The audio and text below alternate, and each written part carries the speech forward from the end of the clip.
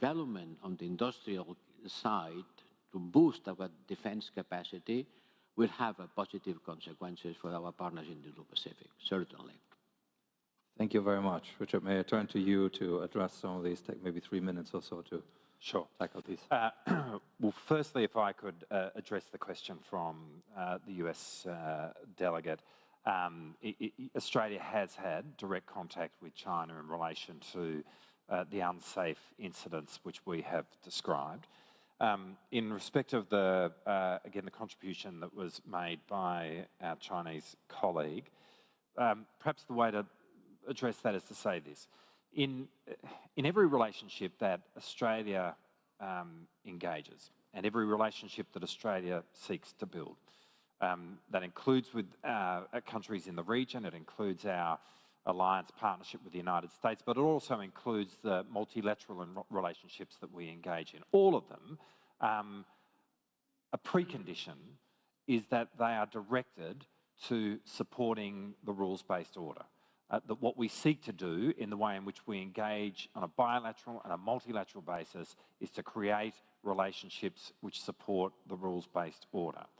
And as I said, in doing that in this region, we very much see that at the cornerstone of regional architecture is ASEAN centrality, and that the way in which ASEAN operates also supports the rules-based order. Now, we get that there are going, well, in large measure, those rules are well understood, but we get that there are going to be occasions where there are different views about what the rules are internationally. We have mechanisms for working those through. There are international arbitral rulings which have clarified those in the past. They have meaning. But ultimately, that needs to be worked through with dialogue at its heart. But having said all of that, when we assert the rules-based order, as we do in a lot of our naval activity and asserting the UN Convention on the Law of the Sea, we need to be ensuring, notwithstanding whatever our views of those rules are, that the way in which our navies and our defence forces interact is professional and it is safe. Now, I made clear in my opening remarks that the vast bulk of the interactions that the Chinese Navy and Air Force has with the Australian Defence Force is both professional and safe. I made that clear. But it is important that it's not just the vast bulk, but it's every interaction needs to be professional and safe, and that is all that we are simply calling for. Thank you very much. Deputy Prime Minister, if I may ask you to address the 2 points that were put to you, please.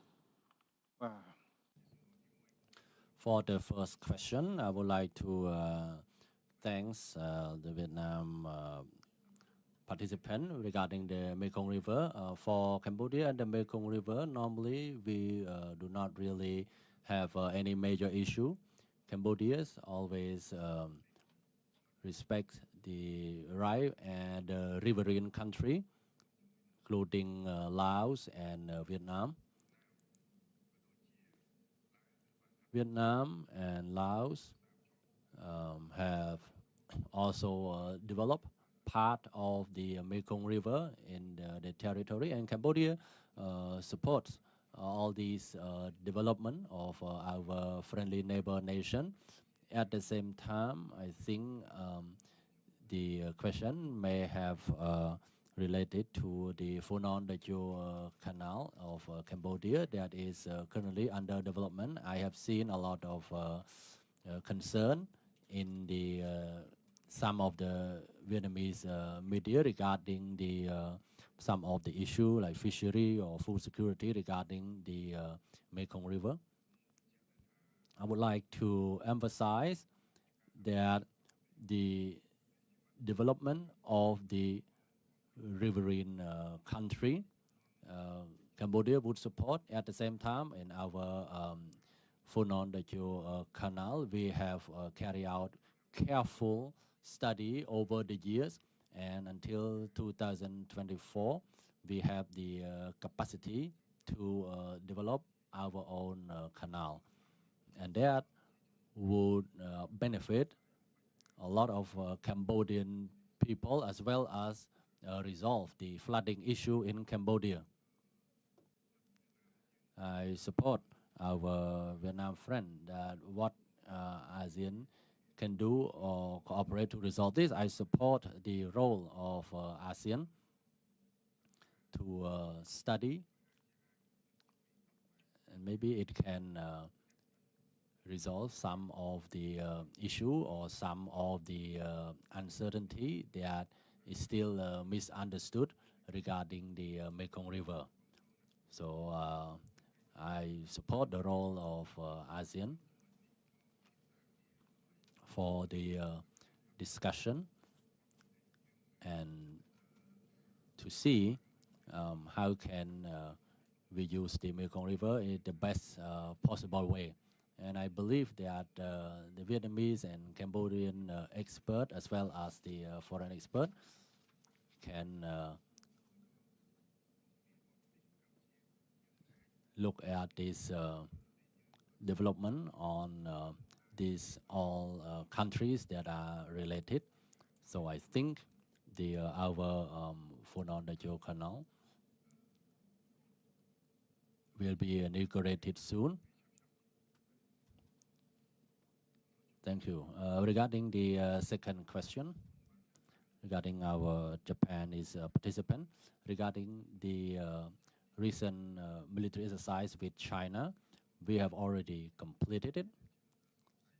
And some of the misunderstanding and suspicion that at the Real Naval Base that we have two warship from China, and there are some personnel on Cambodian territory. I would like to clarify again to the meeting that this issue had already been raised in numerous times, and the question has all been raised since the time of Samdech Pichai Sena as well as Samdech Chapadai Hun Manat, the Prime Minister of the Kingdom of Cambodia, and Cambodia have unequivocally clarified that we do not and will not have any foreign military base on Cambodian territory, and it is clearly stated in our constitution, and we have clarified this in many other forums that China has come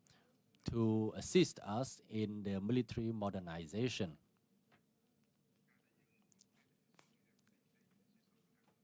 And all the new equipment that we have equipped ourselves in the defense sector, normally we need clear expertise so that our trainee and our officer can understand clearly about how to use all these new equipment.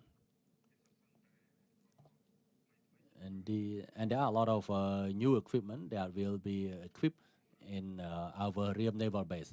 And therefore, we need some technicians who are trainers so that our Navy can use all this equipment in order to protect our maritime boundary and territorial integrity. We do not have any intention to violate other people's, other countries' territory, and our country will not grant the deployment of foreign military base. And in many of the interviews that I have given out for this military exercise, there is no permanent Chinese military base in our Real Naval Base. Therefore, I would like to seek your understanding that our military need modernization and training, and therefore not just China, but any other country that want to assist us in training and joint exercise, they are fully welcome. We will continue to organize other military exercise from year to year, and all of the military exercise from 2023 to 2024, we want to increase the military exercise with friendly nations.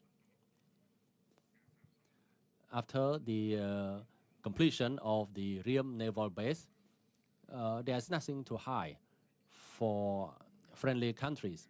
At the same time, we seek your understanding Normally, the Ream Naval Base belongs to the Royal Cambodian Navy. Therefore, some of the area are exclusive to the Royal Cambodian Navy. Therefore, we cannot totally open everything for all the country to come and see. But for the port that had been completed, I have answered to many diplomats that have come to talk to me with the same question, that Cambodia have nothing to hide regarding the Ream Naval Base. And I would like to clarify once again that we would not authorize any foreign military base on Cambodian territory. Thank you. Thank you very much, Deputy Prime Minister. This concludes our third plenary session. Thank you very much to the three excellent speakers for guiding us through these complicated issues and answering the many questions that were posed. We're now breaking for lunch. We have a very important special address here in this room at 2:45, so it's important that you're back in your seats at 2:41 so that we can get ready. Enjoy your lunch, and we'll see you in a little while. Thank you very much.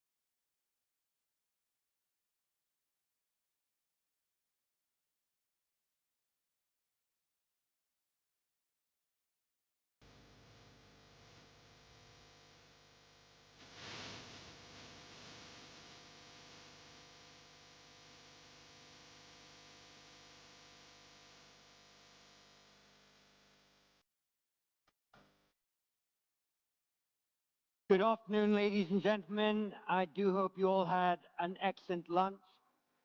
Thank you very much for returning at pace to this ballroom for this special address. As all of you know, on October 2019, Bapak Prabowo Subianto became the Defense Minister of Indonesia, and almost to the day, 5 years later, on the 20th of October 2024, he will be the President of Indonesia.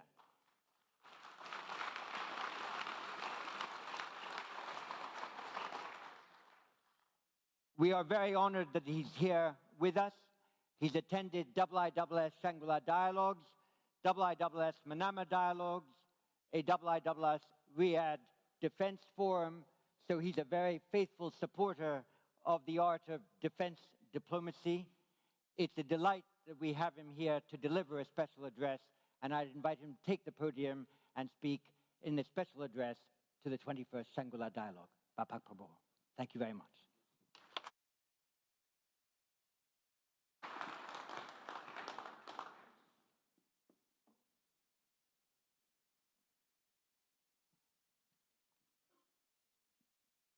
Bismillahirrahmanirrahim. Assalamualaikum warahmatullahi wabarakatuh.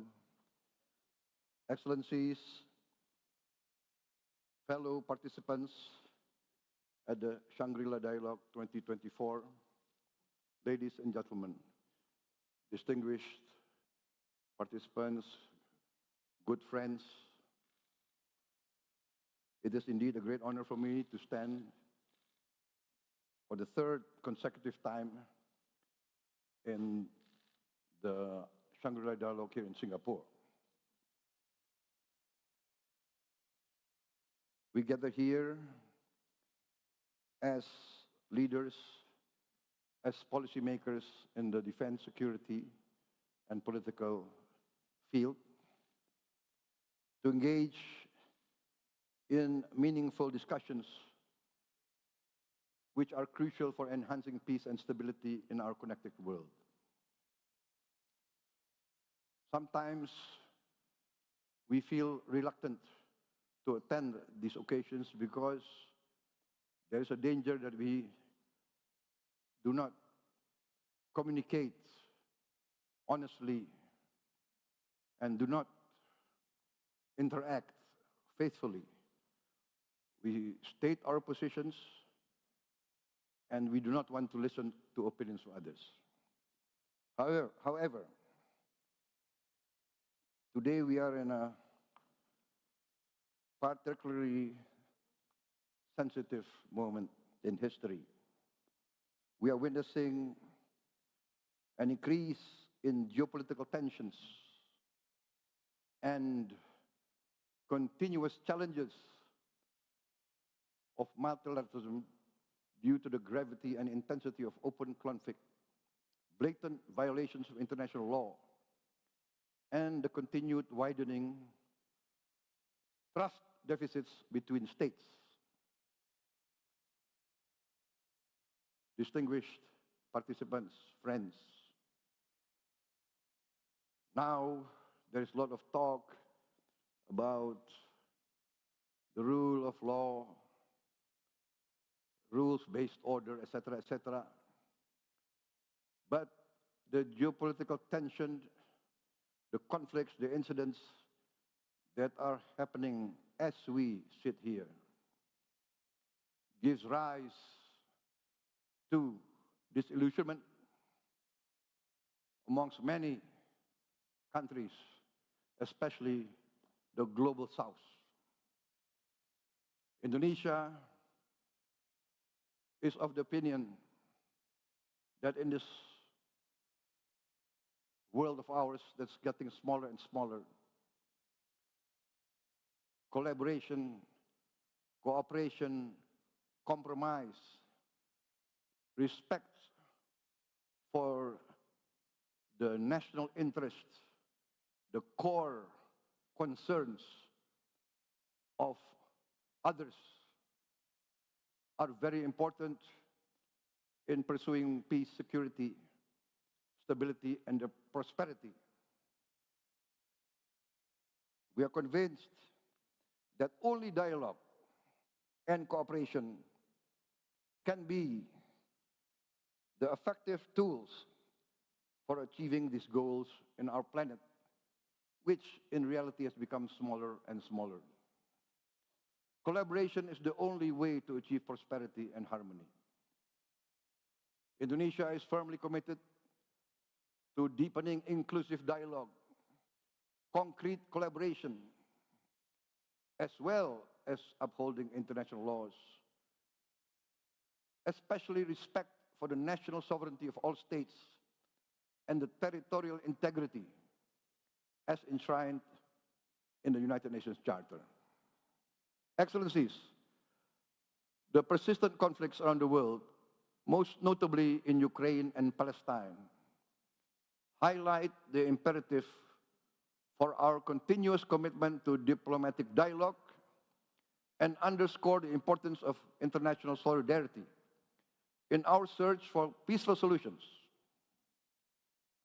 It is evident that without sustained and genuine global cooperation, achieving lasting peace in these regions will continue to be a formidable challenge.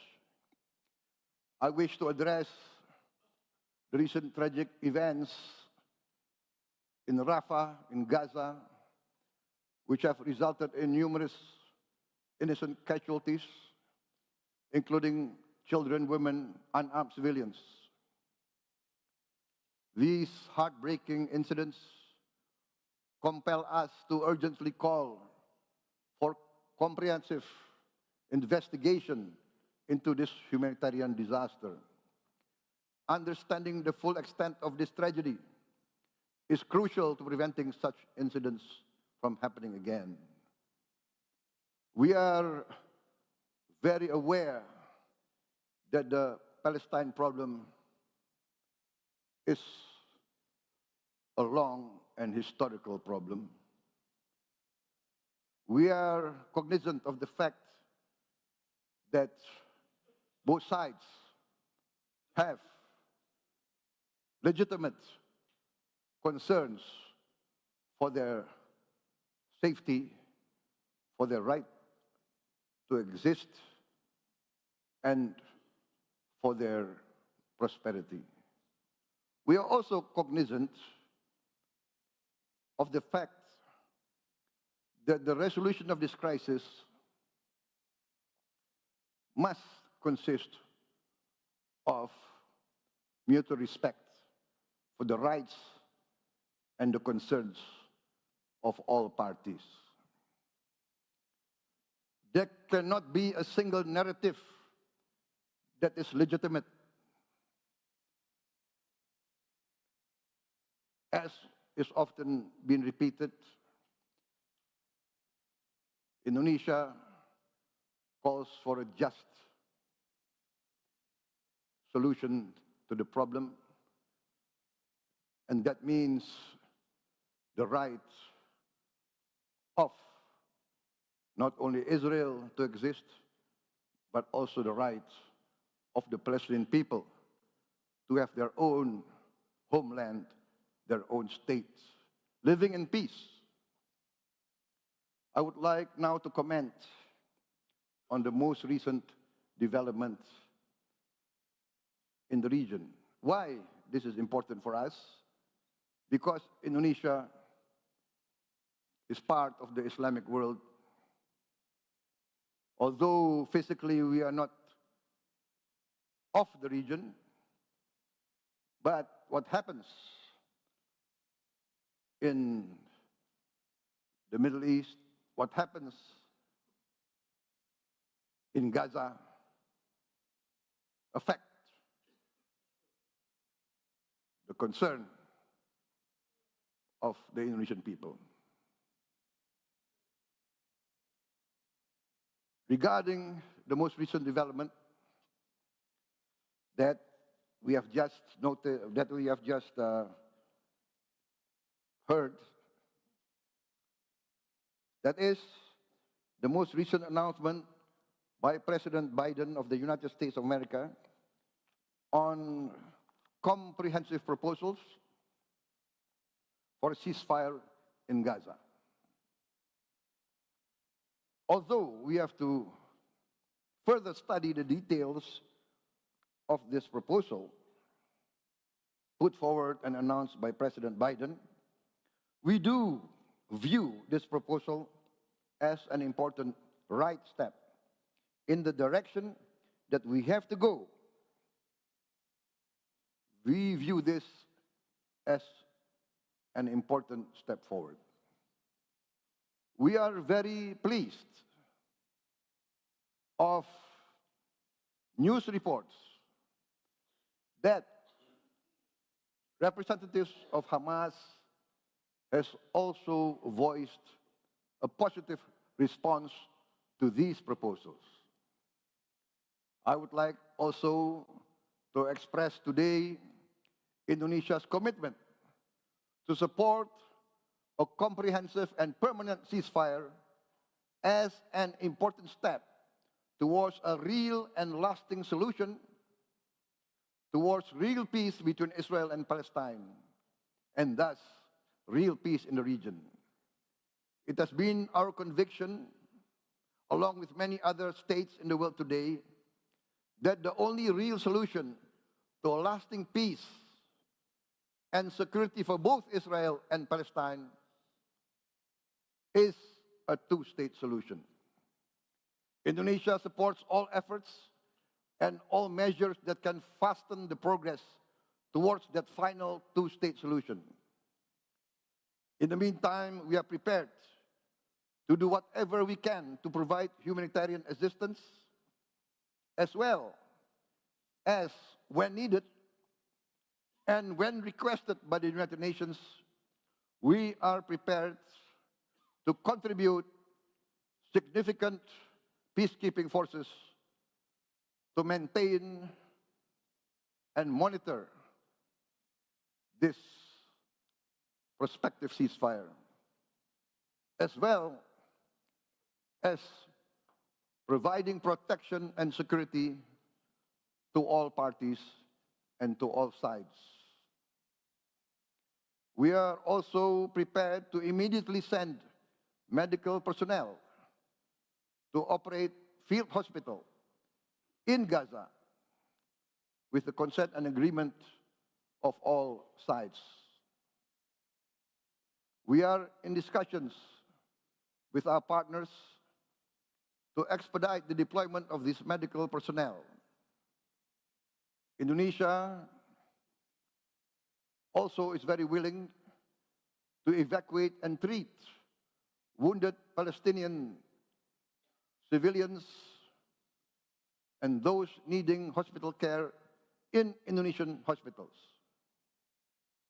President Joko Widodo has instructed me to announce that we are ready to evacuate, to receive, and to treat with medical care up to 1,000 patients in the immediate future. This positive move towards a comprehensive peace, towards a permanent ceasefire, in the active and effective pursuit of a lasting solution to the present problem, must be supported by the whole international community. Let us work together towards that goal. In the interest of all sides, we must do our best to achieve a real and lasting solution. 1 year ago, in the last Shangri-La Dialogue that I attended, I also proposed an immediate ceasefire, a cessation of hostilities in place in the Ukrainian situation. Since that time, many thousands more lives have been lost on both sides, including many, many innocent civilians. After 1 year, I'm still convinced that my proposal remains logical, relevant, and necessary. Necessary as an intermediate solution to this difficult, dangerous, one might even say potentially disastrous situation in the Ukraine. Yes, Indonesia is far from the region, but we view with deep sadness the humanitarian suffering, the geopolitical and economic ramifications that has impacted the whole world, and yes, has impacted our own region. And of course, let us, as citizens of this world, citizens of this smaller planet, never lose sight of the dangers of escalation, the dangers of miscalculation, the danger of not understanding your adversary, of underestimating his legitimate interests.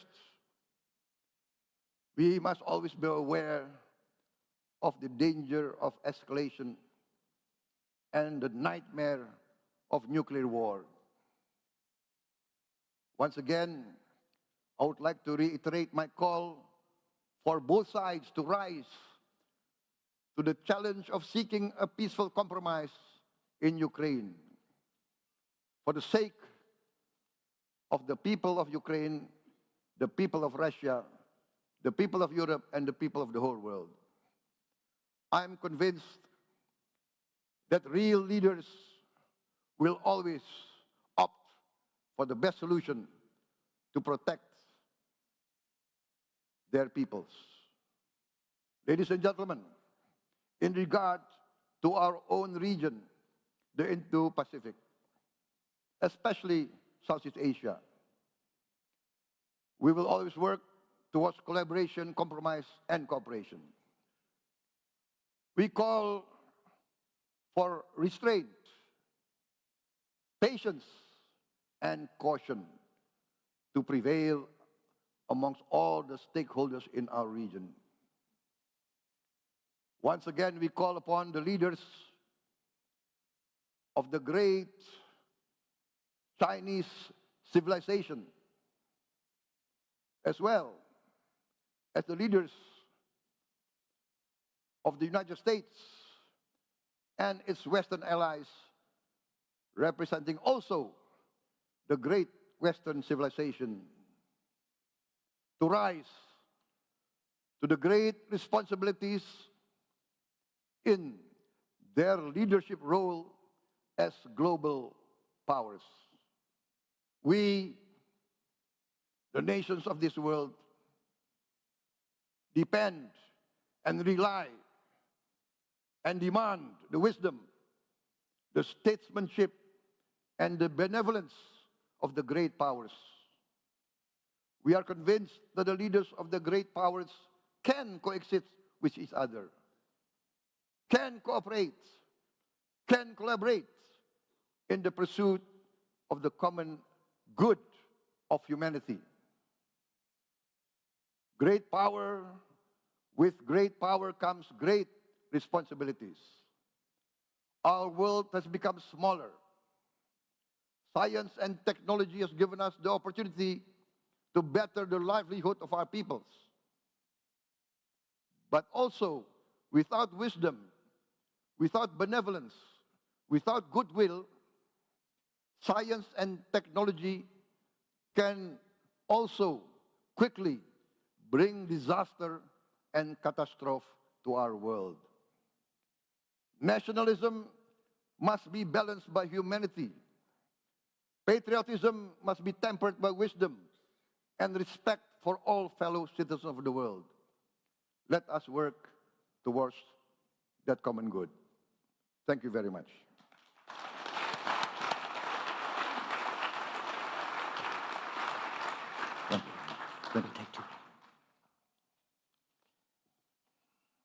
Thank you very much, Mr. President-elect. I might have added that you have such a long wait to become president because you were so successful as to win the elections in the first round. May I ask you the first question, and I might ask a second.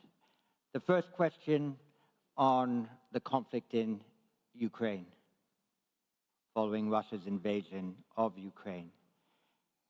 President Zelensky is very much looking forward in a few weeks' time to holding a major international peace conference to achieve some of the aims that you outlined in your important remarks just now. Will Indonesia send a high-level delegation to that peace conference? And if so, have you decided who will lead it? Well, sir, I have to remind you that I'm not yet the President of the Republic of Indonesia. And that is the authority of the current President of the Republic of Indonesia. So I think you have to ask that question to him. Thank you very much.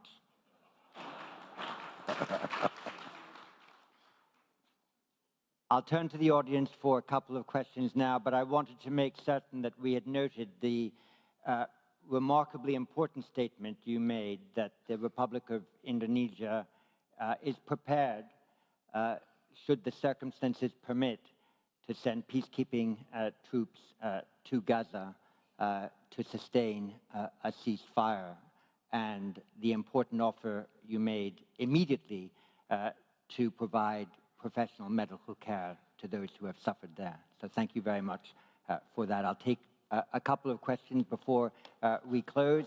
So first, please, from Germany, Richard Walker. Thank you very much.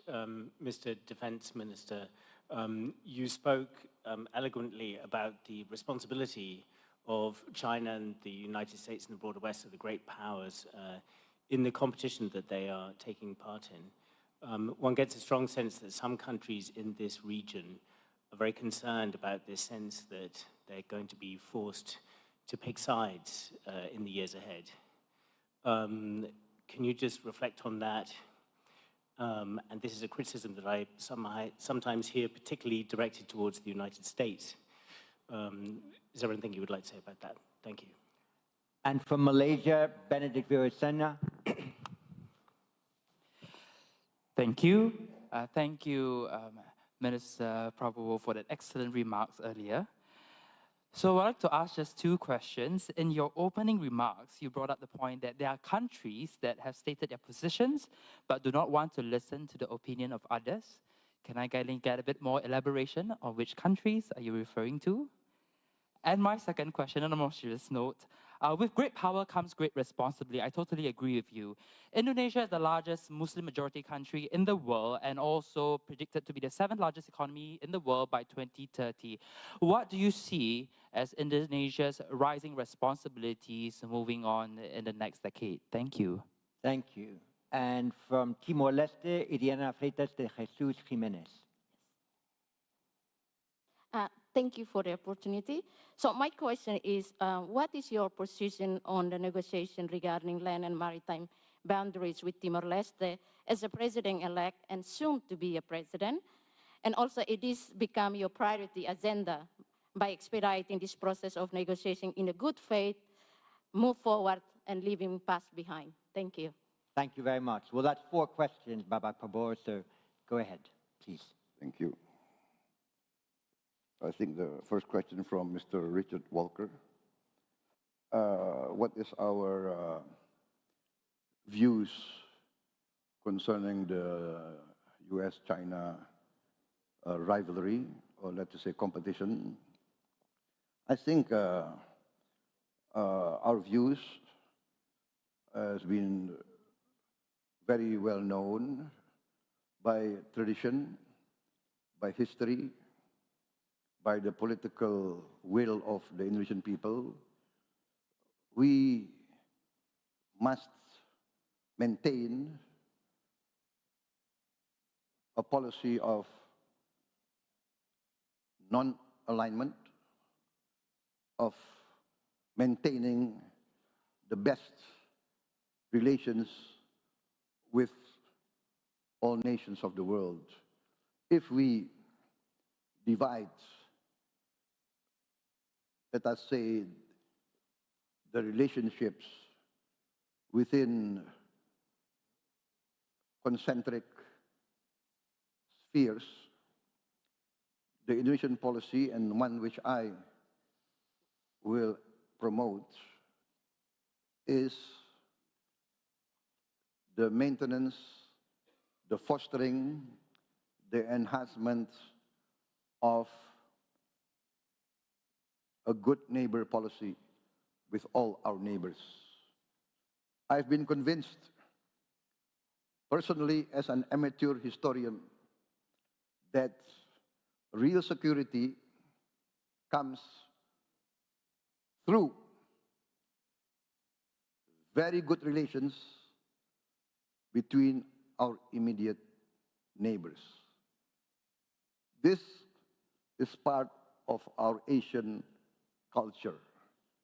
We must be close, friendly with our immediate neighbors.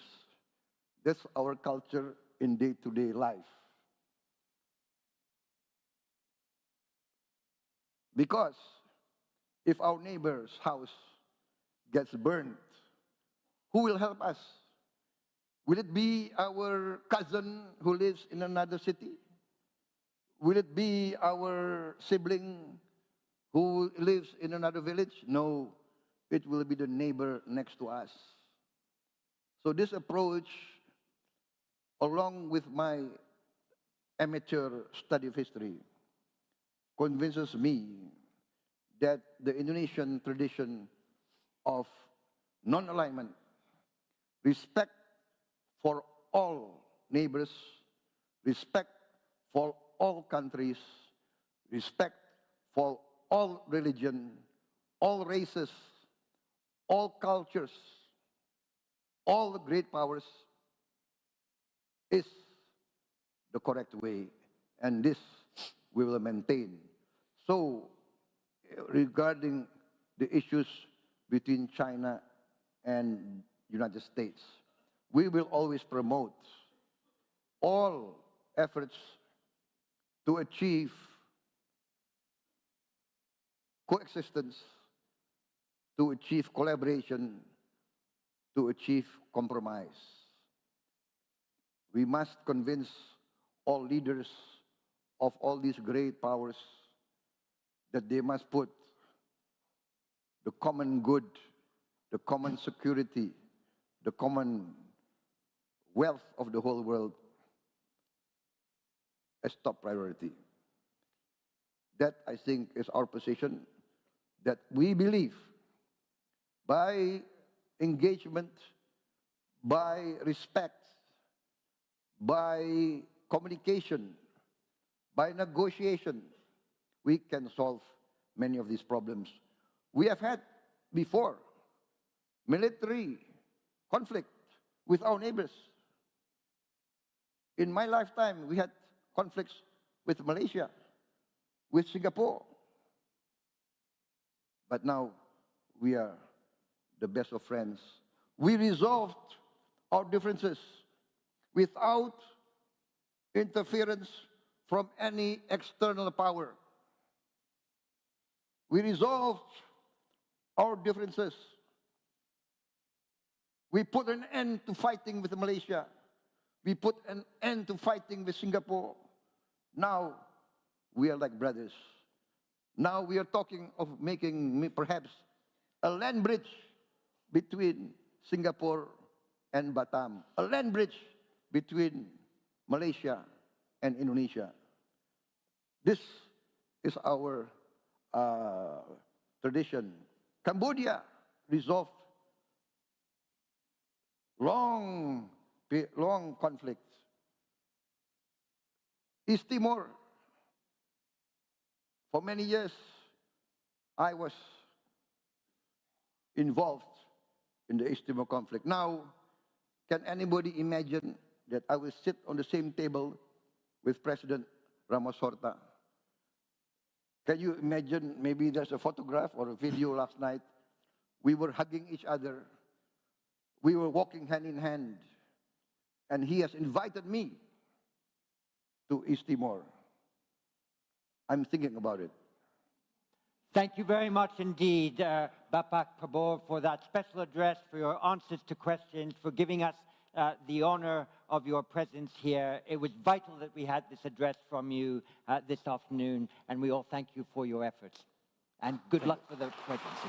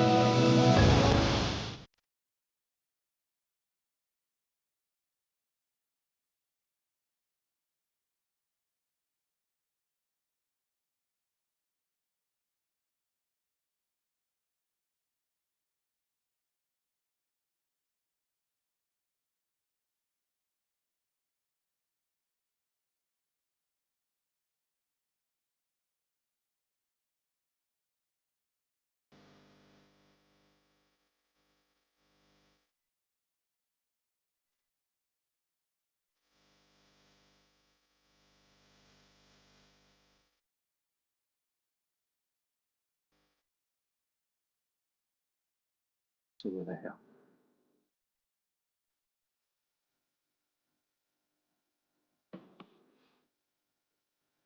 afternoon, ladies and gentlemen. If I can ask you to find your seats, we are about to begin the fourth plenary session on cross-regional security order challenges, a theme that has already been mentioned multiple times, actually, in our deliberations here. It has been pointed out how risks reach across regions, how the impact of conflict reaches across regions. We have talked a little bit about defense industrial links across regions, all against the background of an ever more complex security picture. So we want to explore existing and future challenges and how these can be best mitigated. And we have, once more, three excellent speakers to help us do this. To my right, I'm delighted to welcome Ingrida Šimonytė, the Prime Minister of Lithuania. To my immediate left, I'm delighted to welcome Dr. Khalid bin Mohammed Al Attiyah, the Deputy Prime Minister and Defense Minister of Qatar. And to my far left, Kihara Minoru, the Minister of Defense of Japan. So I'm looking forward to our discussion. Madam Prime Minister, if I may ask you to take the podium, we're looking forward to your remarks.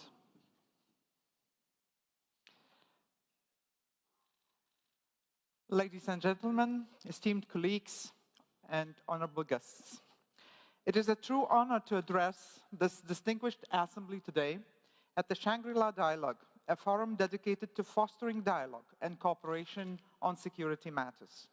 As the Prime Minister of Lithuania, a nation of 3 million, proud of its heritage and commitment to democratic values, I stand before you to emphasize a crucial point: small states matter. Even though Lithuania is situated 10,000 kilometers away, for us, it is of major importance to have an uplifting, trust-based relationship with the Indo-Pacific region, which is why a year ago, our government adopted the Indo-Pacific strategy, underscoring the interconnectedness of our world. Our world aspires to be one of peace, cooperation, and mutual respect, grounded in the rule-based international order. It is also my strong belief that democratic values, the rule of law, and the respect for human rights make the world a better place for all of us. However, for the third consecutive year, we are witnessing a brutal war launched by Russia in Ukraine. One might label it as European war because of its geography. But this war is not confined to a single region.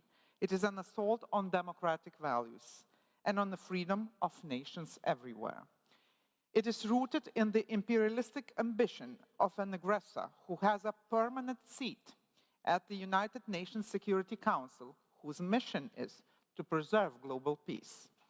In Lithuania, we have come to understand long ago that underinvestment in our security, any economic dependence on authoritarian regimes, is a very risky undertaking. Moreover, silence and appeasement in the face of aggression endanger not only our neighbors' security, but our own as well. I hope that war is undeniable evil in the eyes of everybody here, and ignoring it is not an option. Ukraine needs the unwavering support of all nations that cherish freedom. The world must unite in this cause, for a divided response only emboldens aggressors wherever they reside. This is not a regional issue. This is a global imperative. This is a fight for freedom for all of us. Ladies and gentlemen, in today's interconnected world, no nation, regardless of size, can afford to be an isolated island. The global challenges we face, be it geopolitical tensions, cybersecurity threats, or economic instability, demand collective action and cooperation. Small states like Lithuania, though modest in size and population, possesses unique strengths that are invaluable in this collective effort. Lithuania, though small, stands firm in support for Ukraine, contributing around 2% of our GDP. The strong and united response from European countries, NATO, and other democratic nations give us hope that the aggressor will be defeated and a sustainable peace will be secured. What we need most today is the courage to support Ukraine without taboos or red lines, wherever victory takes. Today we call upon the Indo-Pacific region to support Ukraine. Your political and practical support is crucial. By aiding Ukraine, you contribute to global stability. There are many ways to help. For example, by joining Lithuania-led demining coalition, or by helping Ukraine to rebuild critical infrastructure intentionally destroyed by Russian bombs and missiles. Honored guests, Russia's aggressive war has far-reaching consequences, including for this region. Russia is trying to re-establish the axis of authoritarianism, aligning with Iran and North Korea. This alliance affects European security through military support to Russia, destabilizes the Middle East, and negatively impacts the Indo-Pacific through military cooperation of Russia, North Korea, and China's support for Russia's military industry. As long as Russia is allowed to trample down its neighbors' freedom, other aggressors will feel emboldened to pursue their own ambitions, undermining global stability. Lithuania's strategic location on NATO's eastern flank made us frontline state in defending the principle of sovereignty and territorial integrity. This position comes with immense responsibility and opportunity. We have been unwavering in our commitment to NATO, contributing more than 2.7% of GDP to collective defense. The presence of NATO enhanced forward presence and future German brigade in Lithuania is a testament to ensuring the security of the Baltic region. These multinational battle groups symbolize solidarity and deterrence, sending a clear message that an attack on one is an attack on all. Instability harms economies, development, and societies. There should be no gray zones or buffer zones in Europe or elsewhere. While some may want to view Lithuania as a buffer zone, what truly matters is how small states position themselves. Lithuania, bordered by Russia and Belarus, has no choice but to align with like-minded countries. For small states, adherence to international law and norms is not a choice but a necessity. We all know that rule-based international order is the bedrock of global stability. Small states can only achieve strength through unity, both regionally and globally. We are strongest when we act together. Ladies and gentlemen, I firmly believe that small states thrive on collaboration and coalition building. Lithuania, through its partnerships with other Baltic nations and its engagement in Nordic-Baltic cooperation, serves as an example how regional cooperation can amplify our collective voice and influence. The success of the European integration model can be instructive for the Indo-Pacific region. Strengthening like-minded multilateral and bilateral formats in this region is essential for stability. Our experiences also make us acutely aware of the need for a strong international order. We understand what it means to fight for independence, democracy, and against tyranny as we restored our independence from Soviet occupation 34 years ago. It is our duty to support those engaged in similar struggles today. Despite geographical distance, we recognize the significance of the Indo-Pacific region to global security and economic prosperity. During the last 4 years, we opened new embassies in Singapore, South Korea, in Australia, trade office in Taiwan. This mirrors our strategic interest in fostering deeper economic ties and supporting democratic values. By engaging with the Indo-Pacific, we not only diversify our economic partnerships, but also contribute to regional stability by cooperation in defense. Our involvement in this region is driven by a commitment to uphold a free and open Indo-Pacific, where the sovereignty of a nation is respected and international waters remain open for navigation.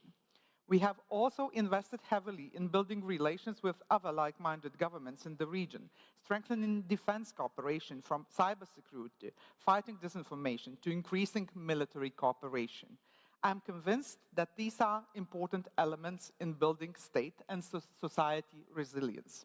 Lithuania stands in full support of the Defense Industrial Base Statement of Principles, as announced by Secretary Austin.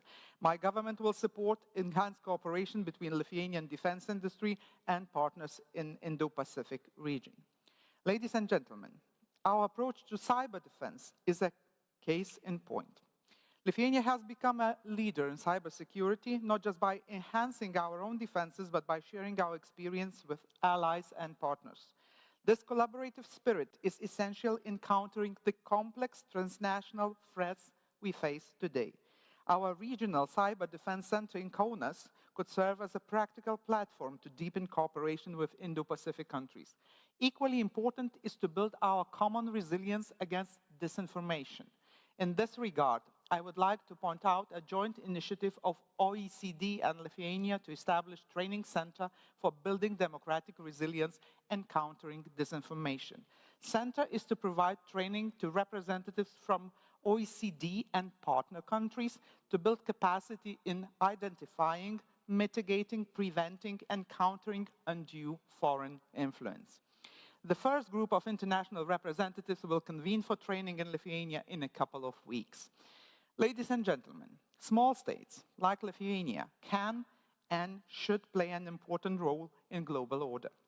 Our contributions to regional security, advocacy for international norms, and engagement in broader geopolitical arenas should not be discounted. If we, as a global community, are to backslide into the world order where imperialistic ambitions of some rule the day, and the bigger states, whatever that means, feel entitled to decide the fate of the smaller neighbors, it is just a matter of time when we will be doomed to tragically discover, once again, that in such world, no one is big enough. It is our collective responsibility to defend rule-based order, to stand united. Together, we can navigate the challenges of today and build a more secure and prosperous world for future generations. Thank you.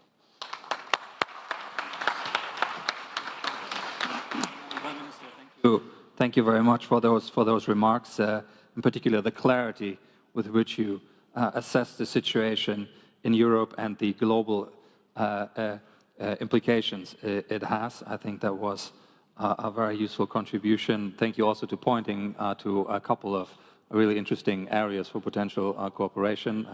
The Cyber Defense Center you mentioned, disinformation issues, all of very big relevance here in the region as well. May I ask Deputy Prime Minister and Minister of Defense Alatia, please, to take the podium. Thank you.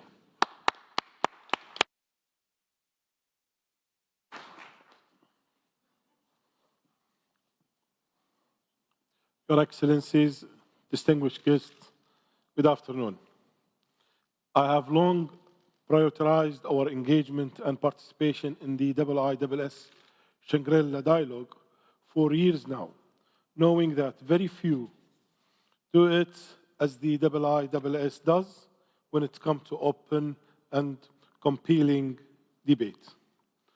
Dissecting and critiquing security policies and informing on global security challenges, I have each year better informed and invigorated.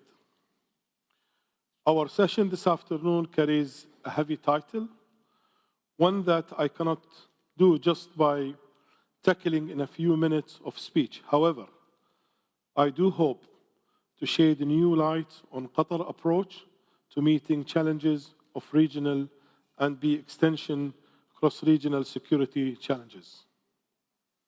An approach that I believe, if pursued collectively across regional and adopted by all state actors, will set us on the right and clear track toward international harmony and welfare. I think it will not work without this.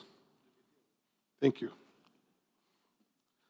The Qatari approach is simply a concept, challenging in action and contentious.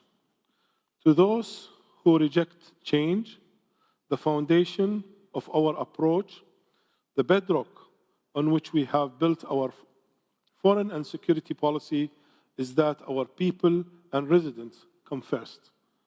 The policy manifests in several ways. First, our main investment is in our human capital development and well-being.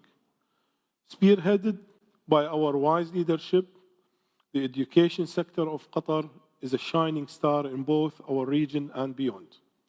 Our universal health care is a right afforded to all, and our economy is geared toward meeting the needs of our people and sourcing long-lasting, high standard of living. Our local laws are constantly evolving and maturing in alignment with an agile and young state such as ours, both growing in wisdom and functionality. Next, we move to the letter of the law. We are firm advocates of upholding and honoring international treaties and conventions. Qatar has prioritized its membership in the international regulatory and promotional organization that aim to harmonize the action of state toward peace and development. Throughout our young history, we have found ourselves at an impasse with the other nation states. Our initial instinct was to call for dialogue, advocating for the principle of peace through mediation. When failing to find a peaceful resolution through dialogue, we sought out the counsel and justice of the court in mitigation conflicts. Our belief is that none are above the letter of the law. All states, irrespective of size or might, are subject to the law of international conduct.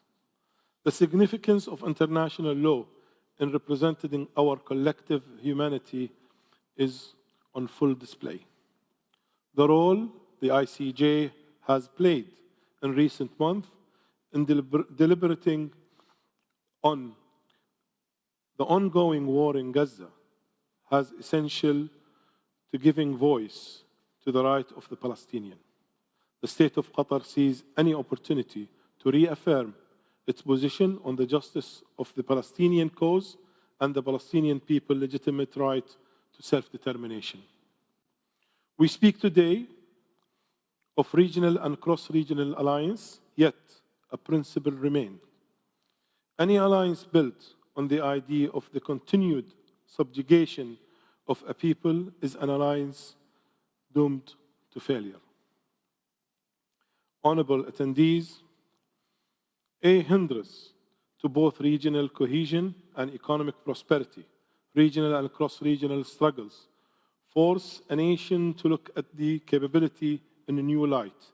The state of Qatar has sought out the best interoperable defense capability, taken a comprehensive and whole approach of land, sea, air, and intelligent capacity, building in order to best position ourselves as an ally for peace and as a stable and reliable regional partner.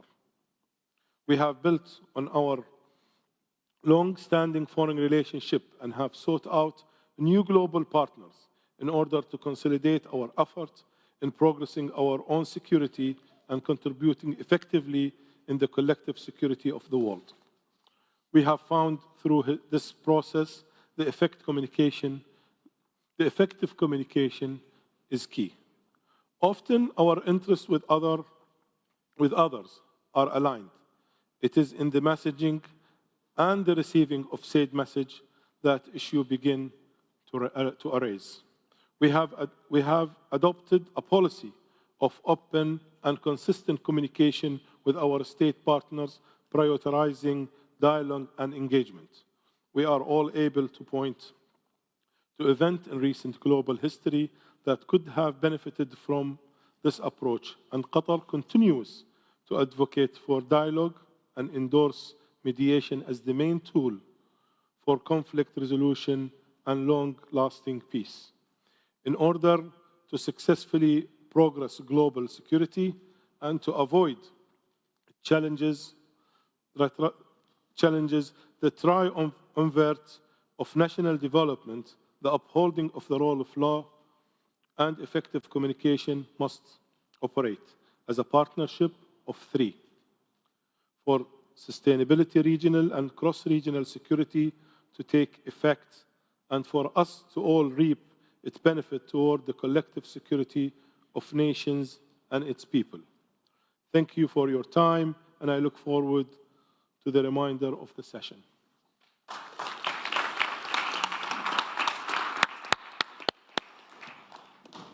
Deputy Prime Minister, thank you so much for your remarks. And you spoke about the fact that partnerships should serve the purpose of cohesion, of prosperity, and you mentioned that partnerships require effective communications, something that we're trying to support here as well. And you pointed to the importance of mediation, of which, of course, recent history and current events provide us with plenty of examples. So again, a lot to dig into. Thank you very much. May I ask, please, Minister Kihara to take the floor. The minister will speak in Japanese. Those who need the translation, please take your devices. English is on channel 1. Minister.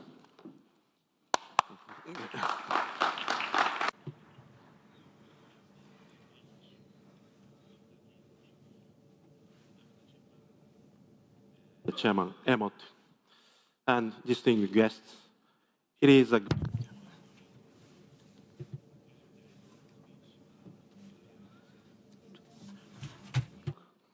let me express my sincere gratitude to the IISS and the government of Singapore for hosting us all again. Are you ready for your headset?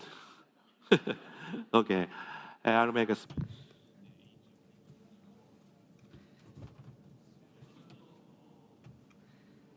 My history with IISS goes back to 2014, when I had the privilege of delivering remarks at the IISS in London as Parliamentary Vice Minister of Defence. 10 years on, now at the Shangri-La Dialogue, I'm greatly honored to join this session with Prime Minister Simonite of Lithuania and Deputy Prime Minister Atiyah of Qatar. It's a great honor. Russia's aggression against Ukraine still continues 2 years later. This aggression has blatantly infringed on the principles laid out in the UN Charter, such as sovereignty, territorial integrity, and general prohibition of the use of force, the very foundation of the international order built by predecessors at great sacrifice has been shaken by Russia's outrageous act. In the Middle East, we have been witnessing new tragedy surround Israel and the Palestine. The protracted combat is making the humanitarian situation in the Gaza Strip increasingly dire. Furthermore, the Houthis' attacks on civilian ships in the Red Sea and the Gulf of Aden, which are key points of maritime transportation, are seriously impeding the freedom of navigation. Japan has been continuing our diplomatic efforts to calm down the situation as soon as possible and to improve the humanitarian situation. In East Asia, there are also numerous challenges to the international order. North Korea has repeatedly launched ballistic missiles and others in violation of UN Security Council resolutions. Even this past week, North Korea has gone ahead with launches of ballistic missiles and others. Such actions threaten the peace and security of not only Japan, but the region and the international community. We are also witnessing unilateral changes to the status quo by force or coercion, and such attempts in the East and South China Seas. Peace and stability across the Taiwan Strait is also important. Furthermore, Russia has increased its military activities in the Far East region, including the Northern Territories, an inherent territory of Japan, where Russia's illegal occupation still continues. The destabilization of regions across the world has become evident. Lamentably, over the last few years, the risk of cross-regional simultaneous crisis and inadvertent conflict has significantly increased.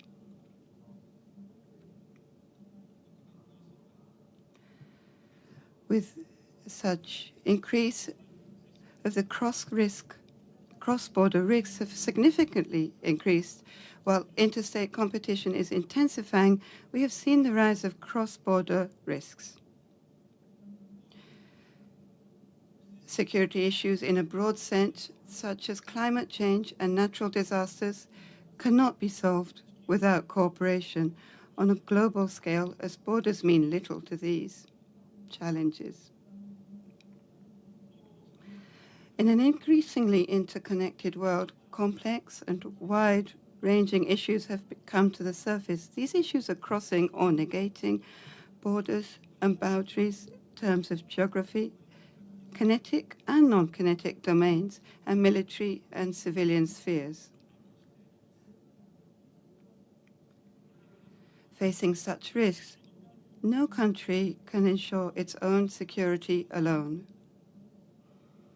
Because we're in such an environment, we must promote cooperation beyond borders to deal with an unpredictable world.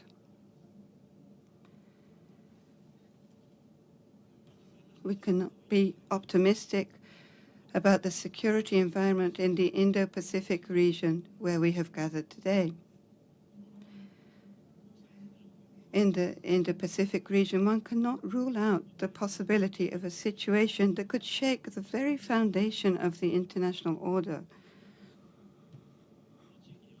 Just as in other parts of the world, there are serious challenges in this region. Military build-up without transparency, cyber attacks on critical infrastructure, and the spread of disinformation and malicious narratives. The boundary between peacetime and contingency is becoming increasingly blurred. Economic coercion and the increasing application of influence through opaque and unfair development finance is also a cause of concern. Additionally, risks in the underwater domain, such as the intentional destruction of undersea cables, are becoming apparent. We must not allow these challenges to be resolved through armed conflict. Conflict in the Indo-Pacific region would incur a significant cost on every country. Prosperity in this region, where the Indian Ocean and the Pacific meet, is directly connected to the growth of the global economy. Conflict in this region would have a global impact. Supply chains would certainly be disrupted. The loss of human lives would be enormous.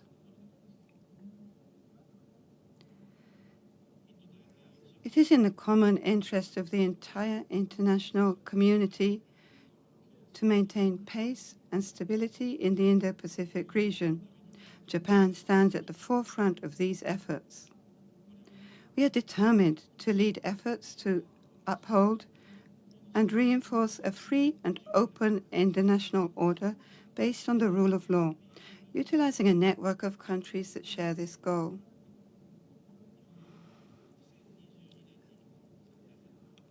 Under the leadership of Prime Minister Kishida, Japan is undertaking a fundamental reinforcement of defense capability based on its national security strategy, national defense strategy, and defense build-up plan, which were formulated in 2022. Our defense consists of three approaches. The first is strengthening Japan's own architecture for national defense. The second approach is deterrence and response capabilities of the Japan-US alliance, which is a cornerstone of Japan's national security and the foundation of regional peace and stability. The third is collaboration with like-minded countries and partners. Through these approaches, Japan is working on possessing our own counter-strike capabilities, a key to deterring invasion against Japan, while we fundamentally reinforce our existing defense capabilities. And given that the risks in the cyber domain are growing increasingly severe, The Japan Ministry of Defense and Self-Defense Forces are enhancing cyber defense capabilities so that we can proactively contribute to whole-of-government efforts on cybersecurity. Between Japan and the United States, various initiatives are in progress, such as the establishment of a Forum on Defense Industrial Cooperation, Acquisition and Sustainment, DICAS, which is announced in the Joint Leaders' Statement in April. Japan seeks to strengthen both our bilateral collaboration and minilateral cooperation, such as with the United States, Australia, and the Philippines, as well as strengthen its cooperation with NATO and the EU. We continue to promote defense equipment and technology cooperation, such as the Global Combat Air Program, GCAP, for developing the next generation fighter aircraft between Japan, the UK, and Italy, as well as transfer of air surveillance radar system to the Philippines, 2 of which have already been delivered. Japan's reinforcement of defense capabilities and enhanced collaboration with its ally and like-minded countries and partners are not meant to exacerbate tensions in the regions. Our intention is quite the opposite. Japan seeks to deter unilateral changes to the status quo by force in order to create a desirable security environment while supporting countries facing aggression in violation of international law or threats of force. To these ends, Japan is taking on a greater role with its ally and like-minded countries.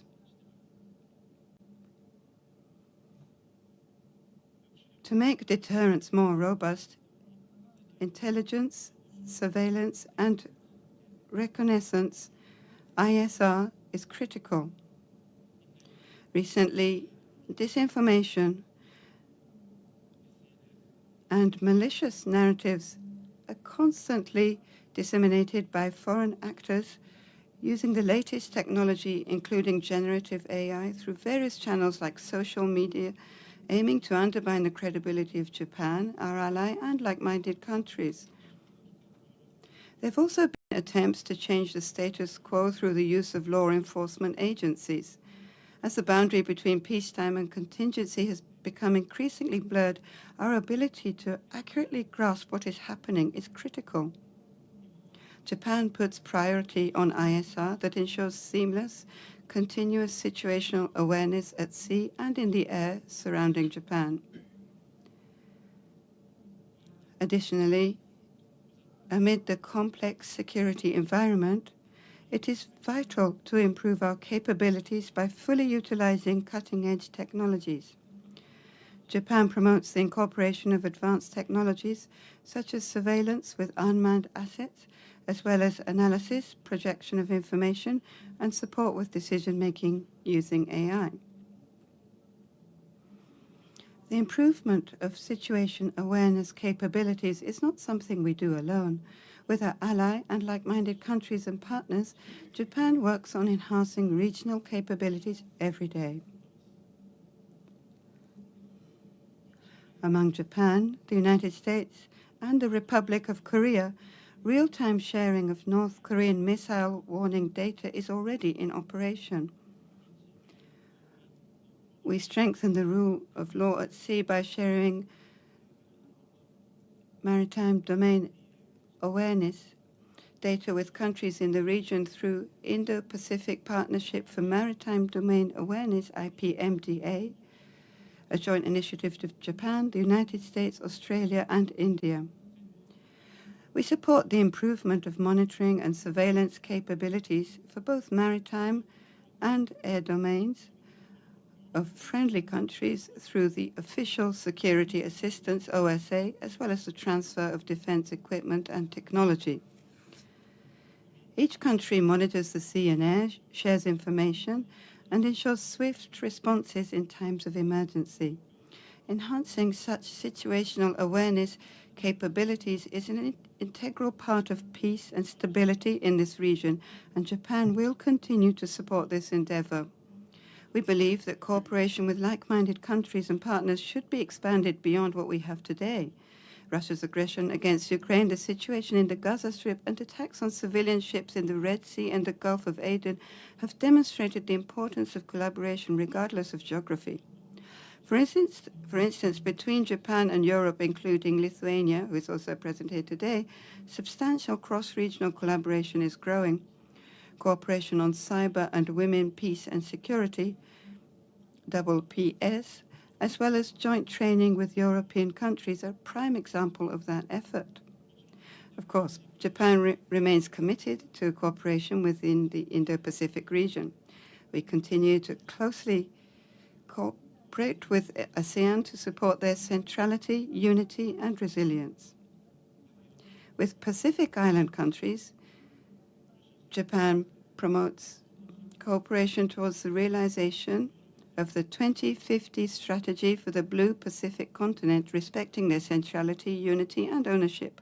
We also support cooperation between Japan, ASEAN, and Pacific Island countries, and we continue to be a close partner for regional countries. On the other hand, security cooperation between Japan and the Middle East, including Qatar, who's also with us today, has untapped potential. We will promote defense cooperation and exchanges with the Middle East as well.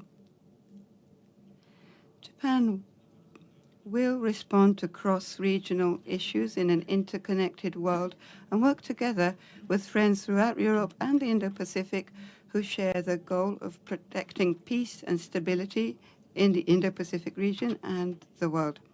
Together, we will continue our endeavor to realize a free and open Indo-Pacific. Standing at history's turning point, the challenges that we must address have grown immensely. Whether the world of tomorrow will enjoy peace and prosperity or will experience more instability, the moment of truth is now. Distinguished guests, the future will be built by us. The fate of the international order depends upon our choices. That is why Japan chooses the rule of law over the rule of force, solidarity over division, and cooperation over coercion.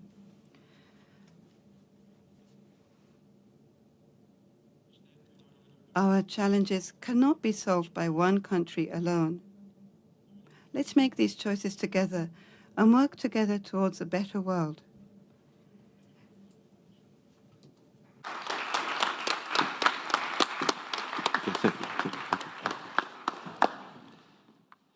Minister, thank you very much for those remarks, for your clear assessment of the threats, regional and global, but in particular also for outlining the reinforcement of the defense effort that Japan is involved in, its many components, and how that leads to new partnerships and cross-regional collaboration as well. You gave a couple of specific examples of different capability areas that might trigger a couple of questions as well. So we will again take a few questions. We will perhaps start off with a group of 5 or 6, and then I'll ask our panel to respond to these. And the first one is from the UK and the ISS. Robert Ward, please. Thank you, Bastian. A question for Minister Kihara. Japan's relations with NATO have deepened, as you said in your address, particularly so since Russia's invasion of Ukraine. In his keynote at the 2022 Shangri-La Dialogue, Prime Minister Kishida also linked to European and Asian security in his Ukraine Today Could Be East Asia Tomorrow observation. How do you see Japan's relations with NATO evolving, and does NATO have a role in Asia? Thank you. Thank you very much, Robert. We will now have from Myanmar, Na Mumopar. Thank you. My question is, how might a people-centered approaches address regional security challenges and counter disinformation in the Indo-Pacific regions and border area, and strengthen cybersecurity cooperation among democracy nations? Thank you very much. And from France, Emile Hokayen. Thank you very much. The question is directed to Deputy Prime Minister Al-Attiyah. Thank you for your comments. Qatar is clearly at the forefront of diplomacy over the Gaza conflict, but you also have a growing profile here in the Indo-Pacific. Can you tell us how Qatar recruits diplomatic support in the region? Who are your key strategic partners? How are you aligning with those large nations like Indonesia that we just heard about the next steps in this conflict? And as a result, are you getting diplomatic credit for your effort in this part of the world?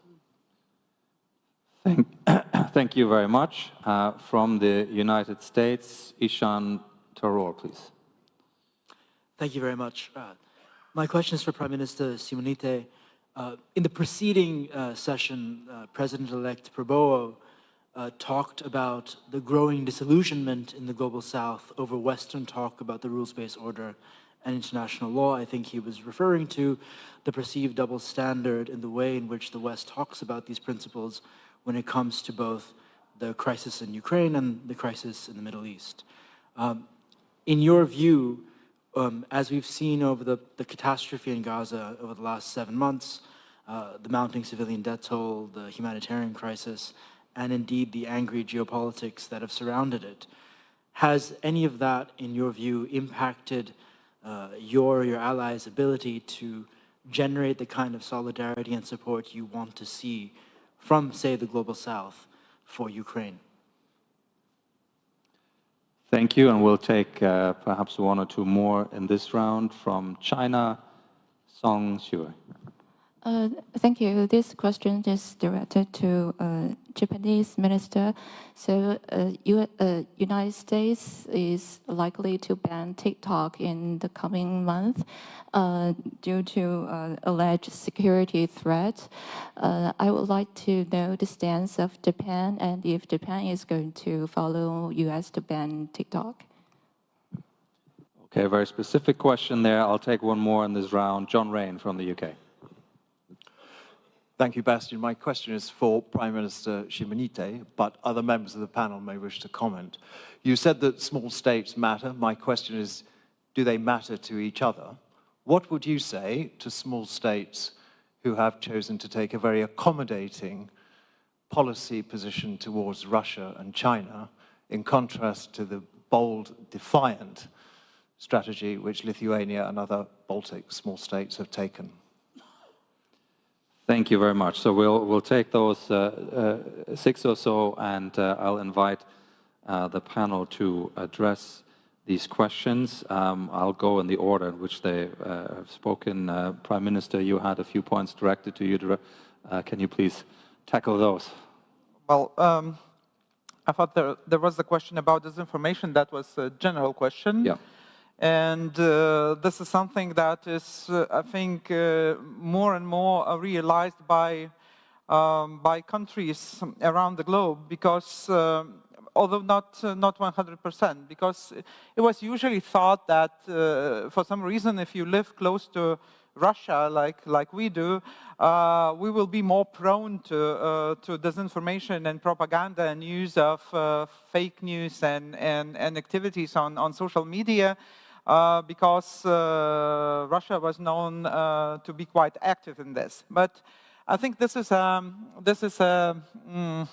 illusion, because in most of the cases, the way the social media, our freedom of speech is used against us, has little to do with direct sort of choices. Do you like Putin or don't like Putin, or do you think Russia is right or Russia is wrong? But it's more about our internal debates that we have in the societies. And that might look very innocent. It might be a debate about inflation, for example, something that we've suffered, I guess most of the countries suffered in 2022. And when you have high inflation and your society is debating why that happened, all of a sudden you will hear those debates that maybe it's because of sanctions, maybe it's because the countries have chosen to make decisions that has impact on the level of prices, but and sort of diluting the major reason why that happened because Russia decided to invade Ukraine and manipulate the gas prices, and of course the war had the impact on commodity prices. So this is something we should be very much aware of, that usually in our local, COVID was a good example. You had a debate between people who trust vaccines and people who don't trust vaccines. And that would be a very heated debate in whatever society, and usually this will be used sort of against the society, because it's not the point to get one opinion winning over another. The point is to get the society be permanently stuck in some sort of a internal fight, so to say, so that they would not have time for other issues. And this is something that is very very important. And I think we should cooperate and we should see the patterns, and we should find strategies how to explain to our societies that they should be very careful when they involve in debate like that, and when they see something that seems like an internal debate, there might be quite different interests behind that. And the second question was about have I lost trust in rule-based international order? No, definitely. It stems from my speech that I see no other good option, because the other option is the rule of force. And when you have a choice between rule of law or international agreements, treaties that we all subscribe to, and something that is brutal force, then I think this is not a very compelling option. Even with all the disputes we might have about how perfect our approach to international rules are, because as you know, as Lithuania was also a country that has been under occupation for 50 years.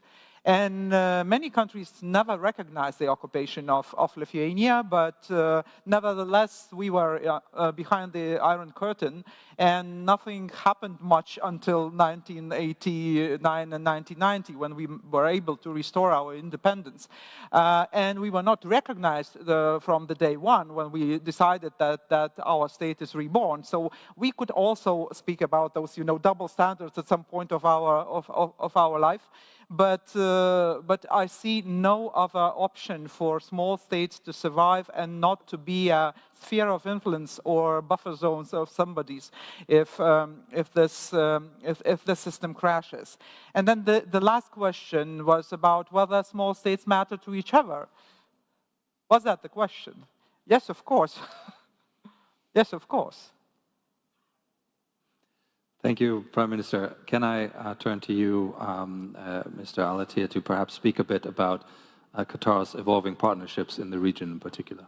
Yeah, thank you. I might answer Emil, I believe. His question about are we getting any, or are we seeking to have a credit over our mediation and the conflict in the region? Yes. The credit we are getting in Qatar for our role in mediating is the stability in the region.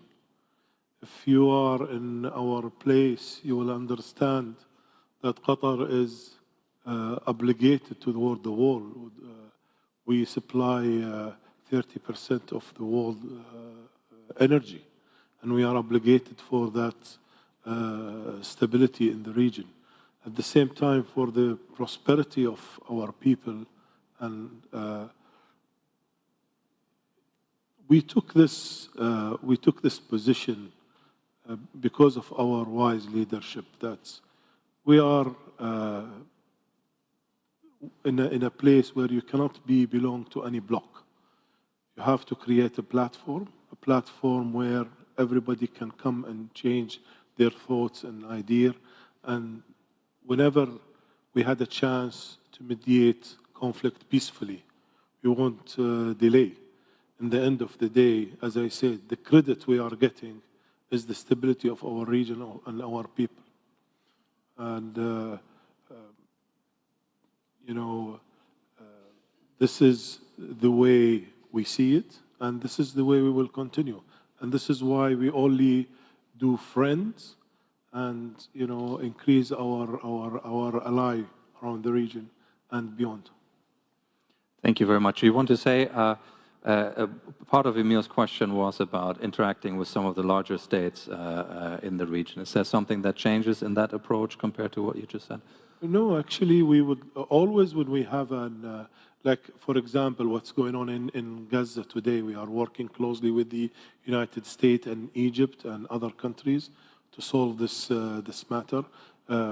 You know, we cannot do everything alone. You need your friend, you need your ally, and you can facilitate as much as you can to reach to a, you know, a resolution where everybody can live with it.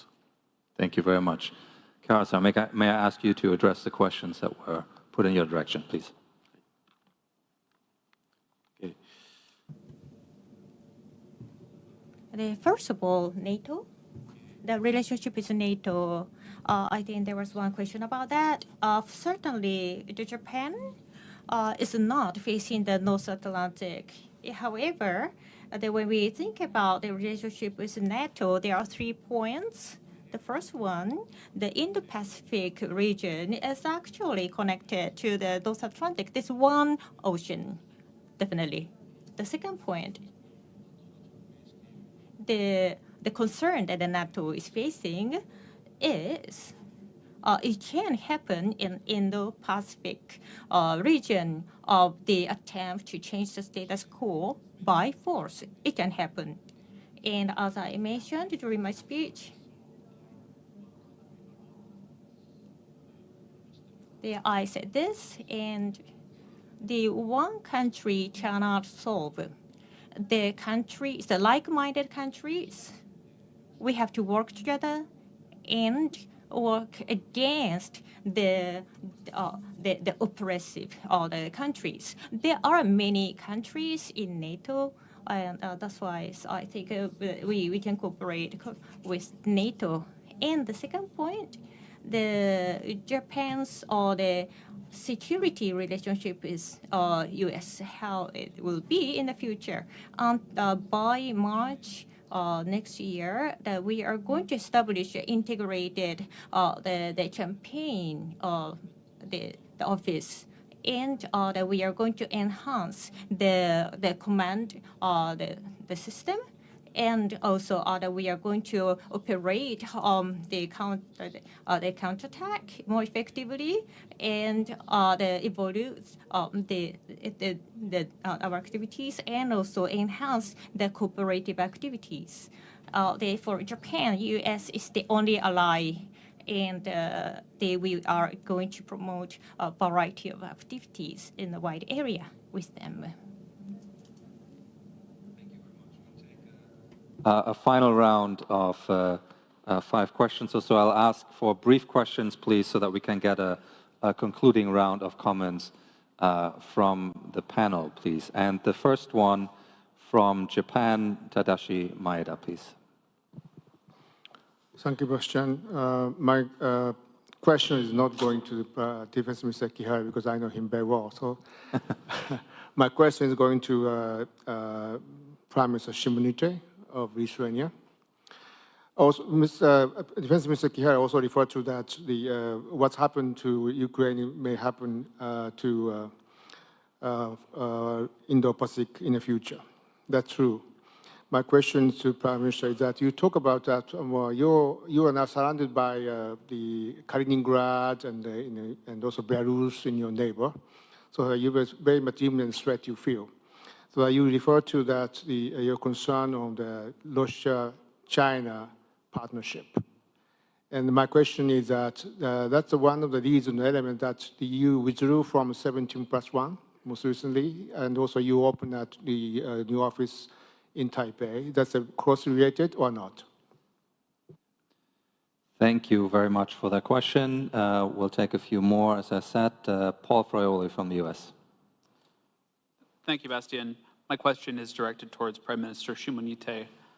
Looking ahead to the 75th NATO summit that will take place in Washington, D.C. in July, what is Lithuania's position on steps that should be taken to further integrate Ukraine into NATO structures and the direction towards Ukraine ultimately becoming a full member country? Thank you. Thank you very much. Next on my list is Bill Emmett. Thank you very much, Bastian. And let me first of all thank Minister Kihara very much for your support for the Shangri-La Dialogue and for the IISS. My question is directed to Minister Kihara. It's about defense industrial cooperation. Very impressive project for joint fighter, the Joint Combat Air project between Japan, Italy, and the UK. We have big shortages and difficulties in the industrial base in Europe for production. I wonder if you could tell us whether you have plans for further expansion of Japanese cooperation in the defense industrial space with Europe, and whether the recent revision to the defense export guidelines now makes it totally possible for Japan to participate in, if you like, global supply of defense equipment, or whether further changes are necessary. Thank you very much, Bill. From Indonesia, Ati Priyamaritski. Okay, thank you. I have a question for Minister Minoru. So Indonesia is expected to be part of the Japan's official security assistance. But recently, Prime Minister Kishida and Defense Minister Prabowo agreed to deepen defense cooperation between the two countries. So does this mean Japan will offer wider defense cooperation beyond maritime security? For example, defense industrial collaborations? Thank you. Thank you very much. From Germany, Elisabeth Hauschild. Yeah, thank you very much. My question is going to Deputy Prime Minister of Qatar, Dr. Al-Hati. I'm quite interested in how you assess the current situation in the overall Arabian Peninsula and world, and thank you very much for all your endeavor that you are taking from Qatar for communicating and bringing people together. It was very impressive that even after a while, after the Hamas attack, even Saudi Arabia and the Emirates stayed quite moderate, still facing maybe the foot on the grounds in their countries, but it remains stable, even to my surprise. Maybe you can say a few words on the overall stability on the Arabian Peninsula regarding the public. Thank you. Thank you very much. And I'm taking one more, and then we'll return to the panel for a concluding round. Julia Wu, please. Thanks, Bastian. My question is for Minister Kihara. The US Space Force commander said that building a component field command in Japan is a priority, similar to the one that was built in South Korea in 2022. Earlier this year, he said that the plan was to build it in 2024, and earlier this week, he didn't specify any timelines. So is it on track? Thank you very much. Okay, so we'll take these. There are a number of others on the list that I will now disappoint by no longer getting to them in this round. But what I'll propose is actually that I'll ask Deputy Prime Minister Al-Hati to perhaps start with a few points on the Arabian Peninsula stability, perhaps views, population, and ruling elites. I think that was the gist there. Then I'll turn to Prime Minister Simonite, who had, again, a few points in her direction, and we'll close with Mr. Kihara, please. If we have to start on the Arabian Peninsula, we have to identify which peninsula we're talking, the wider one or the non-GCC peninsula. I think we are a stable region. It's it's highly educated region and stable in a manner of the economy and the prosperity of its own people. But we are still affected by the surrounding region, the bigger region, the region beyond the GCC, and we always go to square number one. Our region do seek stability. Our region do seek to reach out and have a good relation with our neighbors in the Middle East and beyond. But still, there is an issue, unsolved issue, an old issue, a 70 years old issue still hanging there, causing all this turmoil in the region and beyond the region. And if I say it's beyond the region, literally I'm saying the whole world. Every couple of years, every 5 years, we have the whole world rush to our region because of this crisis. The Israeli-Palestinian conflict. This is what needs to be solved. We have United Nations resolution. I don't know why we don't put all our weight to solve it according to this resolution. We have the Arabic initiative on the table. People would like to live side by side and prosper together. But the problem is you cannot leave the situation on Palestine as a status quo and it is satisfactory for your side, and then you think the other side will be happy with your decision to live in a miserable way. You are building up the pressure in the pressure cook. It will explode. And at the same time, we cannot come every time and try to create a new initiative or innovate a new initiative for the solution. There is a solution. There is a resolution, the United Nations and resolution. There is the Arabic initiative. If we don't solve the Palestinian-Israeli issue and to have the two-state solution living side by side, then I think we will visit each other, every now and now in a new conflict. So this is the situation in general. Thank you very much. Prime Minister, NATO summit.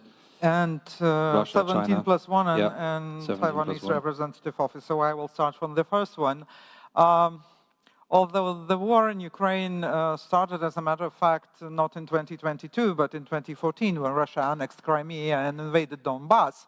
But we've left the 17 plus 1 format in 2021.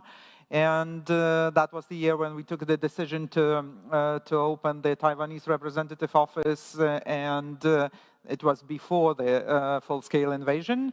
And the major reasons behind that were that, first and foremost, we wanted to increase our cooperation with the countries in Indo-Pacific, and it was mentioned that we've signed also the strategic partnership with Japan, with Prime Minister Kishida. We've opened a couple of embassies in the region. We've opened a representative office of Lithuania in Taipei. And 17 plus 1 was a format where there was not much in it for countries like Lithuania. We were always, at least my government was always pushing for a united strategy of European Union vis-à-vis China, given that single market is single market, and the leverage is in single markets. So we should discuss the issues that are of mutual interest in formats that are, so to say, at least comparable, not like small countries being in one bunch and one big country being in another. And when the invasion started, it is a completely different story. It is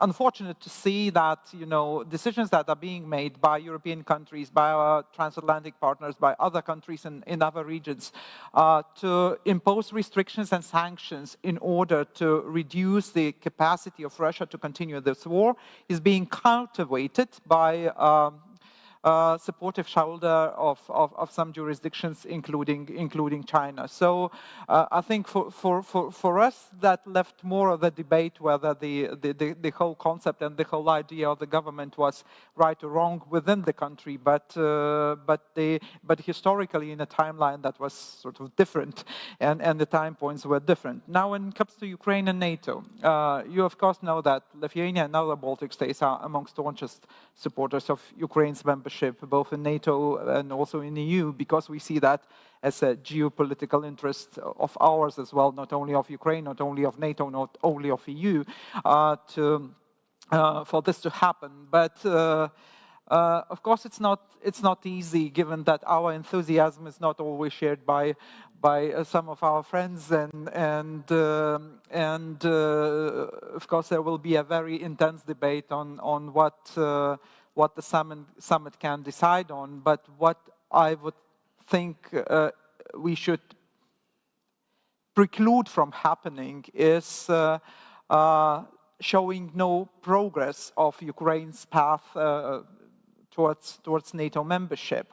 Because what would be absolutely wrong is to have the same wording we had in Vilnius last year, pretending as if nothing happened in this time period between Vilnius and Washington, and definitely we know this is not true. So there should be very practical steps and very practical conclusions in the statement of the meeting of leaders of NATO in Washington, to show that Putin has no say in Ukraine's prospective membership, neither in the EU nor in NATO. Thank you very much for that clear statement, Prime Minister. I may now turn to Mr. Kihara. You have 3 or 4 things to tackle: defense industrial matters, including defense exports, cooperation initiatives beyond what is on the table already, and then there was a specific question on the status Space Command as well. So, over to you. So first of all, please let me talk about the GCAP. UK and Italy will jointly develop the GCAP. And there are the requirements. And then we would like to transfer these projects to the other countries as well. However, apart from this, if we would like to do a joint development, and as of today, we don't have any specific projects. Secondly, the defense cooperations with Indonesia. Prabowo minister is going to be the leader of the Indonesia in the near future. So he is the leader who has a deep understanding of the defense. So based on our regulations and law, we would like to cooperate together with Indonesia. And also, we can utilize the OSA in terms of the cooperation with Indonesia as well. The third point was I just couldn't understand what it was. I think you talked about a timeline of our defense projects. And in terms of the JCAP, it is a 2035, the second generation joint combat aircraft. And we have already signed the contracts together. And we are examining this project in our diet. So GCAP program is managed by the JIGO. And then, so this is the conventions of a contract we are drafting at the moment. And also the relationship with USA. So we have the new organizations, and we already have a budget for this to establish the the group. And however, we're not too sure yet what kind of the framework the U.S. is going to have as a counterpart. So we haven't concluded the discussions yet. So however, in terms of a timeline, we are proceeding well. Domain and your plans to develop that further, and on what timeline that might be. Can you say a few words about that? So in terms of the space, in the private sectors, we have the JAXA. So that is the organizations which precede the development of the space. And we also cover the different domains, including space and cyber. So in terms of the space, and that is included in the 5-year plan for the defense force. So our defense force is going to cover the space domain as well, and we are going to have the specific budget for this. That concludes our fourth plenary session. We now have a quick refreshment break, and then we will have another set of very exciting simultaneous special sessions starting at 5. Before you leave the room, may I invite you to thank our excellent speakers for their very helpful remarks.